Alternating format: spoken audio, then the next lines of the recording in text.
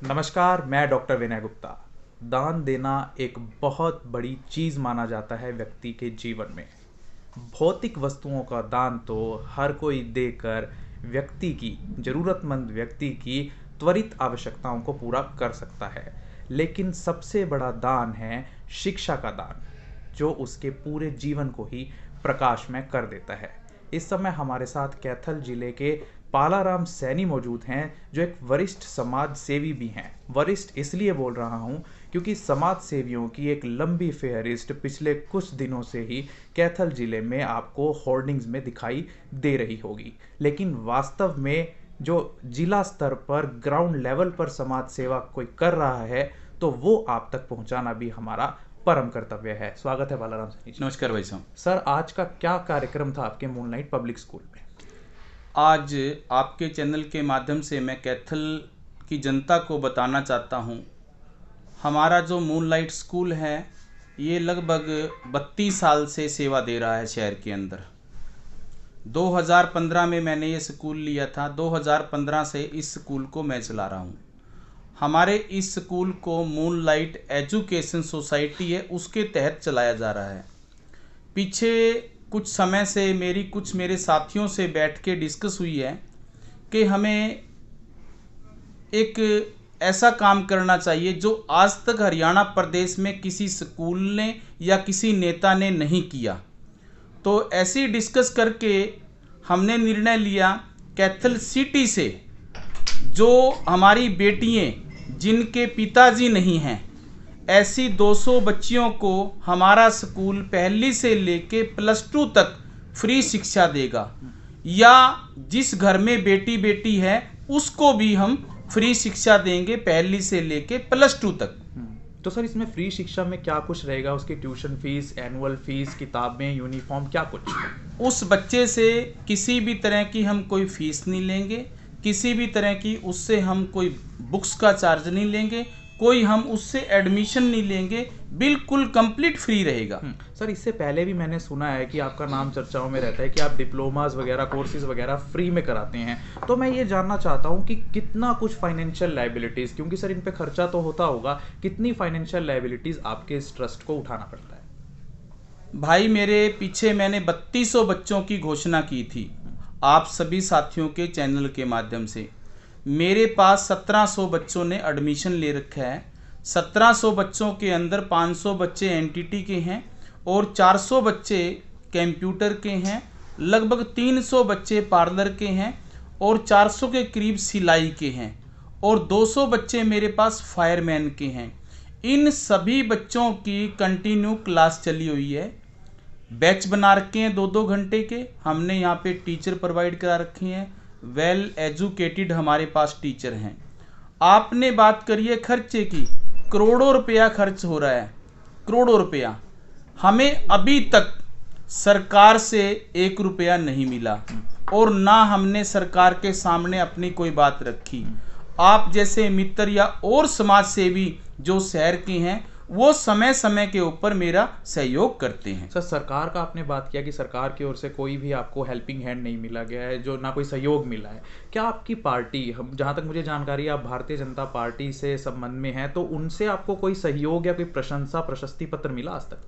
Bharatiya Janata party के जो नेता हैं, जैसे हमारे यहाँ पे जो हमारे जिला अध्यक्ष हैं, अगर मैं उनकी बात करूँ, मैं पार्टी के अंदर हूँ और मैं तो ये भी कहूँगा आपके चैनल के माध्यम से, जो कैथल से ये टिकट कटी थी ये भी मेरी कटी थी। लेकिन यहाँ पे जो आज हमारे स्थानीय नेता हैं, वो सारे के सारे कहीं न कहीं मेरे पीछे पड़े हुए हैं। वो ये चाह रहे हैं कि पालाराम सैनी को हम किसी भी तरह से आगे ना जाने दें।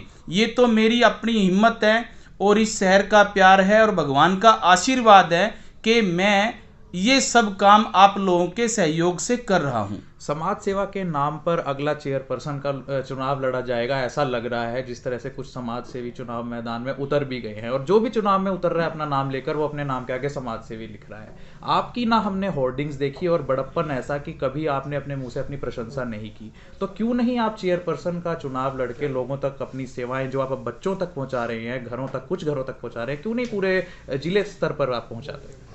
आपके चैनल के माध्यम से बताना चाहूँगा, अभी मेरे पास कोई जिम्मेवारी नहीं है। मैं बगैर जिम्मेवारी के भी जो काम नेताओं को और सरकार को करना चाहिए वो काम मैं कर रहा हूँ। आज तो कोई भी आदमी अपने नाम के आगे लिख लेता है समाज सेवी। समाज सेवा करना बहुत मुश्किल काम है। घर की चूड़ा तक हिल जाती हैं, घर के बर्तन तक बिक जाते हैं, सारा कुछ बिक जाता है, तब जाके समाज की सेवा होती है। और मैं अपनी बात करूं, मेरे अपने घर के जो काम हैं मैं वो नहीं कर पाता हूं।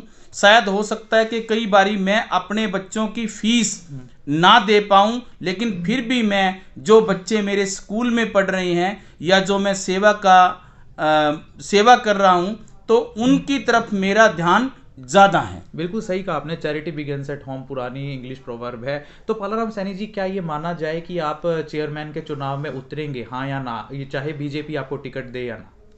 मैंने पहले भी कहा है और आज भी मैं कह रहा हूँ, मेरी पार्टी बीजेपी है। बीजेपी पार्टी मेरी माँ है। देखो, एक कहावत है देसी भाषा में कि जब माँ सारे बच्चों को प्यार करती है ना, तो बराबर का करना चाहिए।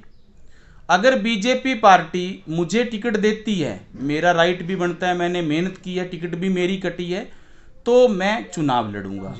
अगर बीजेपी पार्टी मेरे साथ अब की बार भेदभाव करती है, बिल्कुल खुले मन से आपके चैनल के माध्यम से मैं बताना चाहता हूं कि हम 110% चुनाव लड़ेंगे। चुनाव लड़के इस शहर की सेवा करेंगे, क्योंकि आज भी हम सेवा कर रहे हैं। जब हमारे पास जिम्मेवारी आ गई, शहर के लोगों ने हमें आशीर्वाद दिया, भगवान ने हमें आशीर्वाद दिया, तो हम इससे भी डबल काम करेंगे। बात हुई पार्टी की कि पार्टी के कुछ नेता आपके पक्ष में नहीं है, आपके साथ सौतेला व्यवहार हो रहा है भाजपा की, जहां तक मुझे समझ में आ रहा है।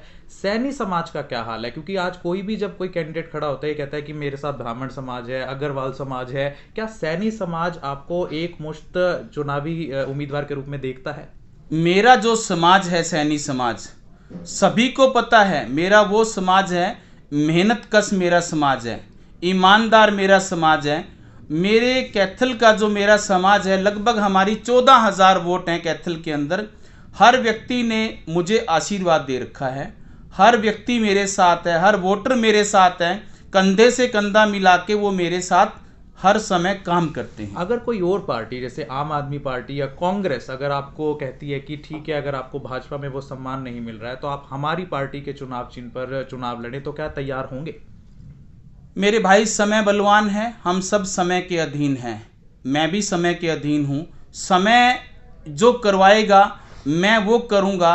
मैंने एक बात बिल्कुल खुले मन से आपके चैनल के माध्यम से कही है कि हमने चुनाव लड़ना है। चुनाव लड़ना और चुनाव लड़के इस शहर की तस्वीर बदलना, इस शहर के जो वंचित लोग हैं, हमारी पार्टी का नारा है अंत्योदय। अंत्योदय पे शायद कहीं ना कहीं पार्टी थोड़ी बहुत ही कमी रखती होगी, लेकिन आपका भाई आपके सामने पूरे शहर को पता है, वाकई में ही मैं अंत्योदय पे काम कर रहा हूं। जिस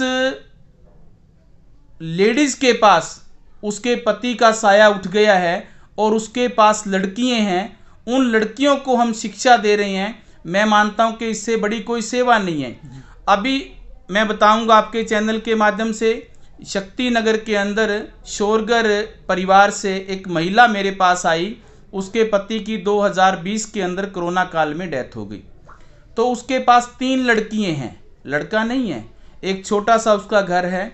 उसने जब मेरे बारे में पता लगा तो मैंने उसके तीनों बच्चियों के अपने स्कूल में रजिस्ट्रेशन कर लिया है और उन तीनों बच्चियों को मैं पहली से लेके +2 तक, एक बच्ची प्री नर्सरी में है, एक सेकंड में है और एक थर्ड में है, उन तीनों लड़कियों को +2 तक बिल्कुल मैं फ्री शिक्षा दूंगा। मेरा मानना है शिक्षा का जो दान है इससे बड़ा कोई दान नहीं है। आदमी अपनी गरीबी को या अपनी आजीविका को या अपने परिवार को शिक्षा के जरिए से ही आगे बढ़ा सकता है। जी, तो ये आप देख रहे थे, हमारे साथ थे पालाराम सैनी, वरिष्ठ समाज सेवी, जो समय समय पर शिक्षा का दान, शिक्षा की डिग्रियां, डिप्लोमा प्रदान करके भी और वोकेशनल ट्रेनिंग्स प्रदान करके भी अपने स्कूल के माध्यम से कोशिश लगातार करते रहते हैं और हमारा चैनल भी प्रमुखता से उनकी खबरें दिखाता रहता है। अब देखना ये होगा कि पालाराम सैनी किस पार्टी से चेयरमैन का चुनाव लड़ते हैं या निर्दलीय चुनाव लड़ते हैं और कैसा रिस्पॉन्स उनको समाज सेवा का समाज की ओर से मिलता है। ये थी ग्राउंड रियलिटी रिपोर्ट। मैं डॉक्टर विनय गुप्ता।